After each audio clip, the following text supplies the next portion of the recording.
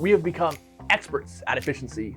In 90 minutes, I can respond to 100 different emails, to 100 different people, completing, managing, or making progress on 100 different tasks. We can video conference with half a dozen people from around the world with this click of a button. We can use a Google Doc or something similar to rapidly coordinate on a document in real time. We can transmit our thoughts via text message or phone call to somebody thousands of miles away almost instantaneously. We can learn about any topic at any level of complexity at any time. The total sum of all human knowledge is available to us in text or video whenever we want it.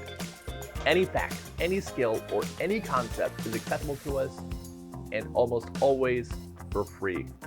We are really good at getting a lot of stuff done, bolstered with the technology that gives us superhuman capabilities. And that is really cool. Actually, no, it's not just cool, it's incredible. Now, with all of those capabilities, with all of this efficiency, have you achieved more than Benjamin Franklin? You know, Ben Franklin, the guy on the $100 bill, the guy who accomplished so many things that we often forget some of them. Most people like to remember the biggest ones. He helped author the Declaration of Independence. He created, wrote, and published the Poor Richard's Almanac. He invented the lightning rod and also the Franklin stove. If you think harder, you might also remember that he invented the bifocal lenses and served as the first American Postmaster General. But if you're like me, without Google, you probably don't remember that he also invented the swim fins.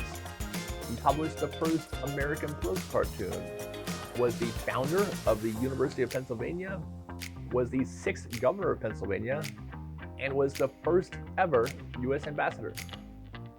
And even with that extensive list, any one of which would be enough of an achievement for a lifetime, I'm sure that people in the comments are going to tell me that there are things that I missed. But it's not just our friend Benjamin.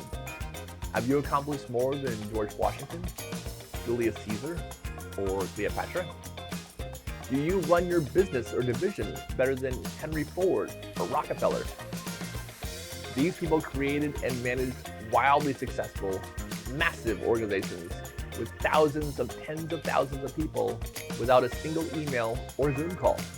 How did they get so many important things accomplished without being even a fraction as efficient as we are?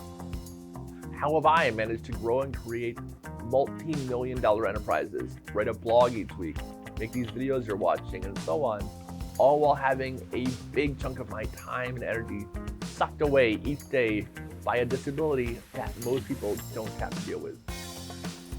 They did it the same way that people who accomplish big things right now do. They focused, maybe obsessively, on only the things that matter the most. They cared a lot more about being effective than being efficient. You can become really efficient at loading and firing a musket, but it's still not going to be as effective as shooting a fully automatic machine gun. The key to achieving greatness is not doing more, it's doing less. It is doing only the most important things that are actually going to move the needle and put you closer to your goal. How many of the emails that you send, the work that you do, and the meetings that you have are doing either of the above? Some might be, but I bet most aren't. Here's a good litmus test. What would happen if I didn't do this thing? What would we miss out on? Would it even matter?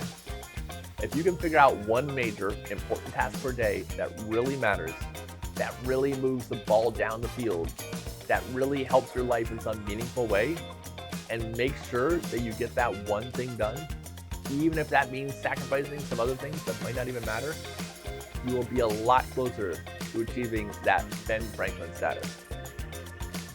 How much of your free time are you spending doing the things that you truly love the most, as opposed to unplanned, less satisfying, forgettable recreation like watching TV or scrolling through Instagram? I certainly have my things that I waste time on, but I have watched less than 1 or 2 hours of television a week since I was 18 years old. the average American watches about 40 hours of TV per week. That extra 38 hours of time each week has allowed me to do even more enjoyable and worthwhile endeavors. That's 1,976 hours per year and 39,520 hours over the last 20 years that I got to spend doing cooler stuff than watching TV. You don't have to slave away constantly to do great things. If you focus on only doing the most productive things that matter and spending your free time only doing the things that you really love the most, you will live a richer, more fulfilling, more successful life. Our boy Benjamin accomplished incredible things, but he was also known for drinking and orgies on the regular. If you cut away the fat from your work and from your recreational time, you can do great things in both. You can have it all. You know who definitely took it all last night? Your mom. She also subscribes to my channel and likes these videos, and I hope you will too. Thank you so much for watching, especially folks on TikTok, and you will see me on the next one.